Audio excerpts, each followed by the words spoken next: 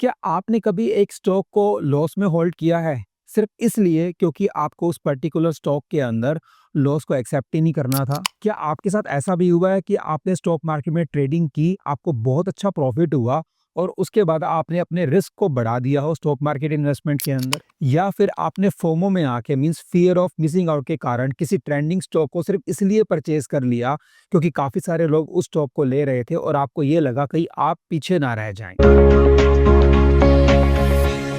Trust me, अगर आपके साथ ये सब कुछ हुआ है तो आप एक साइकोलॉजिकल ट्रैप के अंदर फंस चुके हैं। ट्रेडिशनली फाइनेंस ये एज्यूम करता है जो एक इन्वेस्टर है वो रैशनल होता है, मींस उसका जो भी इन्वेस्टमेंट का डिसीजन होता है वो हमेशा लॉजिकल एनालिसिस पे बेस्ड होता है। बट एक्चुअली क्या ऐसा होता है? Fear, greed, ego and regrets, ये चार फैक्टर्स हमारे डिसीजंस को कंट्रोल करते हैं। सिमिलरली अगर हम इन्वेस्टमेंट का एग्जांपल लें, कोविड आया तो हमने पैनिक सेलिंग शुरू कर दी। बुल रन आया मतलब कि मार्केट में जब तेजी आई तो हमने एग्रेसिवली बाइंग करनी शुरू कर दी। मींस जो हमारा ह्यूमन ब्रेन है वो एवोल्यूशनरी है, वो सर्वाइवल के लिए डिजाइन है, ना कि इन्वेस्टिंग के लिए। जनरली इन्वेस्टर्स के अंदर लॉस अवर्जन बायसनेस पाई जाती है। साइकोलॉजी रिसर्च ये कहती है कि जो लॉस का पेन होता है ना, वो प्रॉफिट की हैप्पीनेस से 2 टाइम्स ज्यादा होता है। इन्वेस्टर्स का बिहेवियर क्या होता है, क्योंकि किसी शेयर के अंदर उनको प्रॉफिट हो रहा होता है तो इमीडिएटली उसको सेल करके प्रॉफिट बुक कर लेते हैं। लेकिन दूसरी तरफ अगर उनको किसी शेयर के अंदर लॉस हो रहा होता है तो उसको होल्ड कर लेते हैं। अब नुकसान क्या होता है? उनकी जो कैपिटल होती है वो उस पर्टिकुलर शेयर के अंदर लॉक हो जाती है। और दूसरा सबसे बड़ा नुकसान होता है अपॉर्चुनिटी लॉस। मींस हमारे पास एक और शेयर अवेलेबल है, हमें पता है कि इसके अंदर हमें प्रॉफिट हो सकता है, लेकिन हम उसको इसलिए नहीं खरीद पाते क्योंकि पैसे नहीं होते।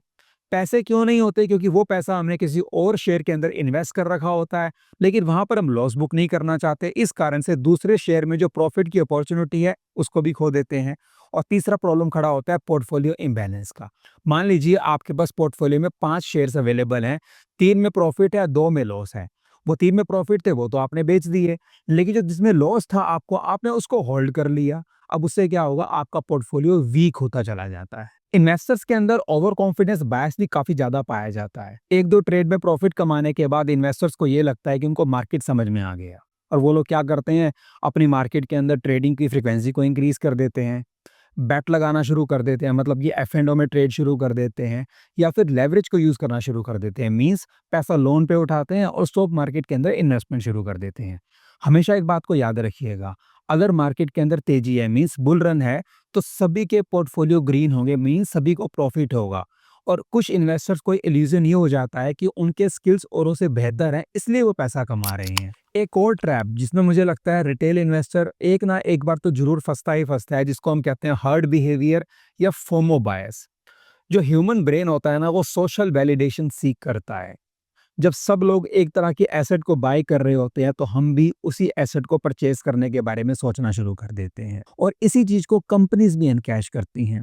आप लोगों ने नोटिस किया होगा, जब कोई आईपीओ आता है तो उसकी एडवर्टीजमेंट ऐसी की जाती है कि वो 50 टाइम्स ज़्यादा सब्सक्राइब हो गया, 100 टाइम्स ज़्यादा सब्सक्राइब हो गया। और हमारे अंदर फीलिंग क्या आती है कि अच्छा, इतने सारे लोग इस आईपीओ के लिए अप्लाई कर रहे हैं, हमें भी करना चाहिए। कोई ऐसा ना हो कि वो लोग प्रॉफिट कमा ले और मैं रह जाऊं, तो इस चक्कर में हम भी आईपीओ के लिए अप्लाई कर बैठते हैं और कई बार हमें लॉस बुक करना पड़ता है। सारे लोग क्रिप्टो करेंसी खरीद रहे हैं तो मुझे भी क्रिप्टो ले लेना चाहिए। मुझे क्रिप्टो के बारे में कुछ भी नहीं पता कि उसके बढ़ने के पीछे के रीजंस क्या हैं, अगर उसका प्राइस कम हो गया तो किन कारणों से हुआ है। सिर्फ इसलिए बाय कर रहे हैं क्योंकि बाकी सब लोग बाय कर रहे हैं।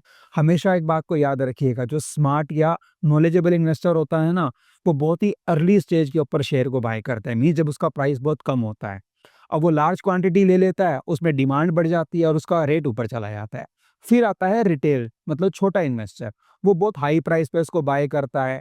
जो इन्वेस्टर अर्ली स्टेज के ऊपर एंटर किया था, वो तो उसको बेच के प्रॉफिट बुक करके चला जाता है, और फंसता कौन है? रिटेल इन्वेस्टर, जिसने हाई प्राइस के ऊपर उसको परचेज किया है। एक होता है कंफर्मेशन बायस, और मुझे लगता है जो एजुकेटेड इन्वेस्टर होते हैं वो इस ट्रैप के अंदर काफी इजीली फंस जाते हैं। हम एक पर्टिकुलर शेयर को सिलेक्ट करते हैं इन्वेस्टमेंट के लिए, फिर यूट्यूब या गूगल पे जाके हम उसको पॉजिटिव न्यूज़ को सर्च करना शुरू कर देते हैं।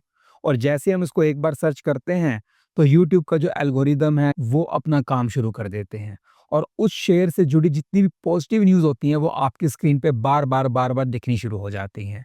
और इस कारण से एक कॉग्निटिव डिसोनेंस क्रिएट हो जाता है। मीन्स जो हमारा ब्रेन होता है वो उस शेयर की नेगेटिव चीज़ों के बारे में जानना ही नहीं चाहता और अगर उसको कुछ नेगेटिव न्यूज़ पता भी लगती है, तो वो अनकंफर्टेबल फ़ील करना शुरू कर देता है। एक होता है रिसेंसी बायस और जनरली जो न्यू इन्वेस्टर्स होते हैं ना, वो इस ट्रैप के अंदर फँसते हैं। वो लोग क्या करते हैं, जब भी अपनी इन्वेस्टमेंट शेयर मार्केट में शुरू करते हैं, तो वो 1 या 2 साल की परफॉर्मेंस या रीसेंट परफॉर्मेंस को चेक करते हैं और ये अज़्यूम कर लेते हैं कि फ्यूचर के अंदर भी ये कंपनी ऐसा ही परफॉर्म करेगी। For example mutual fund purchase करने या तो सर्च करते हैं टॉप ट्रेंडिंग म्यूचुअल फंड्स या फिर वो टॉप ट्रेंडिंग सेक्टर को सर्च करना शुरू कर देते हैं जिसके अंदर उनको इन्वेस्टमेंट करनी चाहिए।